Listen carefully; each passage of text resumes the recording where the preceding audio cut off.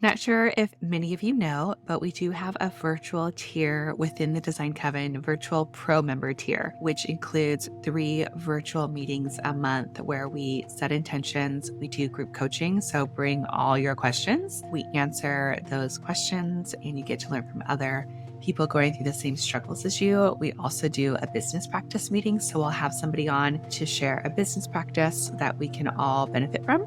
And then we also do a product training. So getting a sustainable, eco-friendly line to come on, share who they are so that we can be supported with other like-minded businesses. And if you're not quite ready for pro, you can always join our free community where you will connect with other like-minded holistic interior designers. You don't have to be an interior designer if you are kind of just dabbling or you're aspiring or you're looking into this field. We invite everybody from all journeys, and you don't, again, have to be a designer. You don't have to have a degree. We're just a beautiful community of like-minded people looking to create healing spaces, not just for ourselves, but for our clients and future clients. Come join us at designcoven.com/join. You're listening to the Holistic Interior Design Podcast. This is a podcast that guides you as a new or inspiring independent interior designer navigating your entrepreneurial path. Here, with my over 20 years experience, I will share my holistic approach to design with intention and ancient practices, including feng shui, all incorporating mind, body, and spirit into my design projects. You will also learn from seasoned interior designers as they give strategies and insight of how they built their businesses and continue to work in the field. Together, we will discover supportive trade partners, new ideas, creatives, and inspiring artists from around the world. I am your host, Rachel Larraine Crawford. Welcome back. Today, we are going to be talking about the center of the home, the center Gua, which is all in connection to health, self-love, self-care, and unity. Alrighty, so before we get into today's episode, I'm going to go ahead and light our candle, as we always do. Again, setting the intention of being present, the intention of receiving wisdom and information, inspiration. I'm going to go ahead and ring our bell to call in the direction of air, communication, and connection with all of you. And so, yeah, we are also going to pull a card. I totally forgot. Let's not do that. So let's pull a card. I'm pulling from Moon BB Magick Tarot with Angela Mary Magick, who we had on Tuesday. So I'm working with her deck this entire week. If you're on Instagram, you know that I love to pull daily cards on stories. So I am pulling her card all this week. So let's see what she has in store for us. Today's card is the 8 of lasers. This word here that she has is expand. And when I think of the 8 of lasers, this is also known as the 8 of wands. This is complete explosion of action. There's so many things being fired at us, so many opportunities that are just exploding in our laps almost. And I'm totally feeling this today.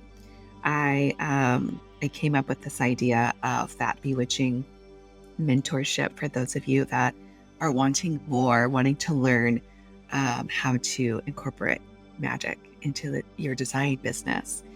And yes, I'm totally feeling this beautiful 8 of lasers, and I'm for it. So gorgeous, gorgeous card. Alrighty, let's go ahead and talk about the center Gua. This is the center part of the home. So if you were to lay the Bagua Map on top of your home, this is the very center.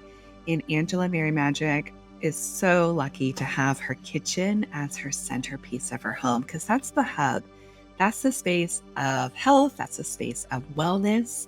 So we always want to double check that the center of the home, the energy is flowing right and it feels good. So the number one thing that I like to look at, or I like to bring in into the world of health with the home, are healthy plants. So plants that are thriving, that are beautiful, that have lush greenery.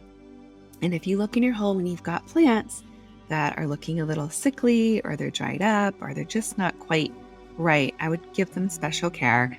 I have a space in my kitchen that I call the plant hospital, and I bring all my plants that are kind of needing some extra love, and I bring them into that space, and I water them and I care for them.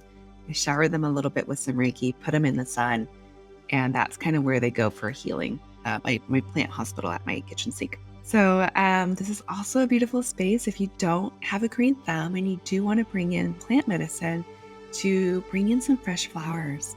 I love going to the farmer's market, or, shopping around and receiving or purchasing some fresh flowers to put into this middle space. You can also create a beautiful altar of health in this space. I also love to create affirmations of health and wellness, and that's simply writing those things down. I would write down affirmations in green ink, because green is the color of health. At least that's how I associate that color and that energy. You can decide what feels good to you. If you want to use a different color, tap into your intuition. And then I would put it in a beautiful green envelope and have it in that center space of your home. And then you can touch base with that affirmation maybe at every full moon when the energy is high, or at the new moon when you're wanting to set intentions for health and wellness. The other thing that I love to do in this space is a space clearing. So today I'm going to share with you some tools that I like to use to clear space, to energize the energy, to wake up the chi, and to get things moving. So the first thing is to always declutter, is to release any stagnant, stuck energy. And that's basically by decluttering. In my home personally, that's kind of where we kind of dump everything. We'll dump the mail.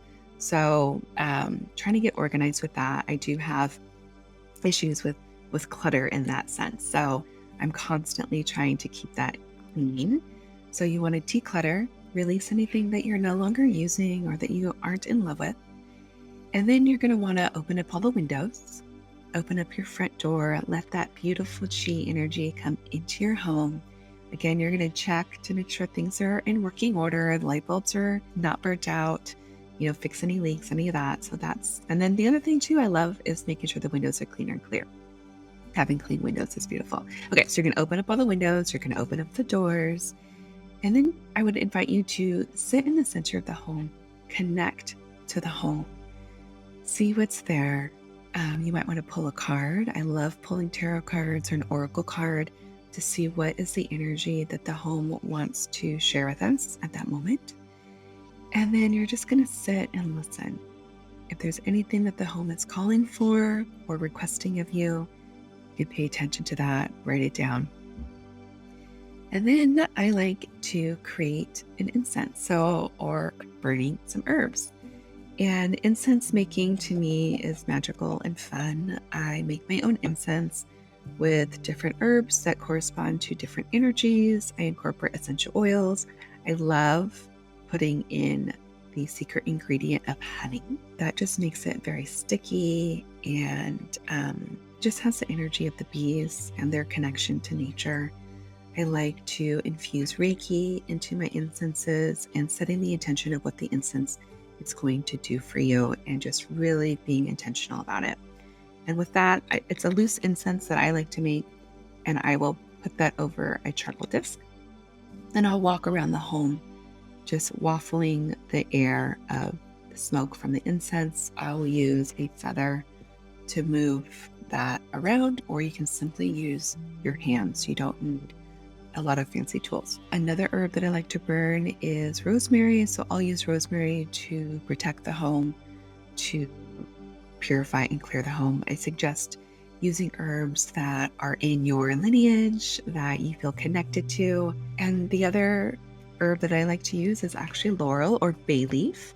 I'm half Filipino, so in our culture, my mom is from the Philippines, and she loves to cook with bay leaves. And I just There's so much magic in a bay leaf, and I will write intentions on them, wishes, and burn bay leaves in the home and let that smoke surround me with that. So I would be interested to know if you have any herbs or magic that plant magic that you like to work with that's in your lineage, that your family's been using, or something that you've just discovered that you're connected with, because that's really beautiful. So I'll burn some incense, so I'll burn some herbs, and I'm just going around the home. The corners especially always need clearing. If you don't have herbs, I use my hands. I'll wave my hands, kind of comb the walls, comb the corners, and just fan everything with my hands. I'll set intentions with my hands. I'll use feathers, like I said before, that beautiful air magic of the birds. I also love to use selenite wands. So with a selenite wand, I'll use this to comb the space, I'll comb the walls, I'll comb my own aura, my own energy. And I also like to use it as a wand for Reiki. So I will draw my Reiki symbols using the selenite wand on the ceiling, and I'm visualizing just Reiki rains of energy coming down into the space, which is really beautiful. I also like to use a tuning fork. I have a crystal tuning fork. It's in alignment with the heart chakra. So I'm really aligning my space with love. That's what it sounds like.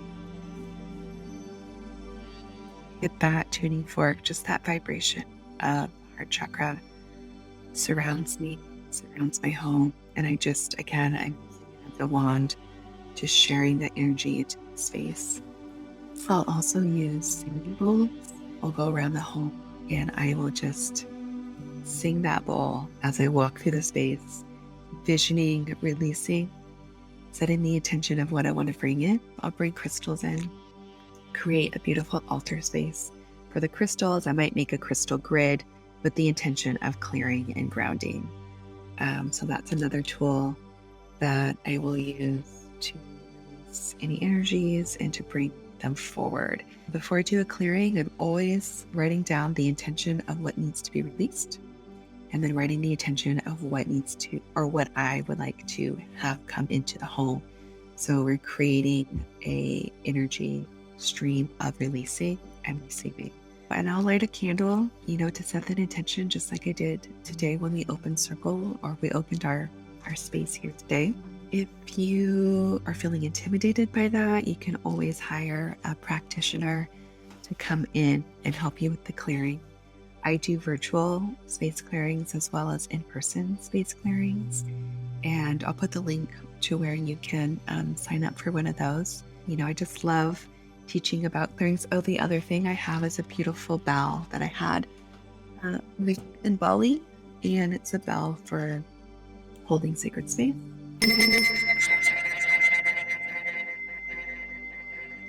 The bell I love to use for clearing space. And the other thing you can do if you don't have a bell is clapping your hands. That's another way. I love using air to get into those nooks and crannies that sometimes the smoke can't get into.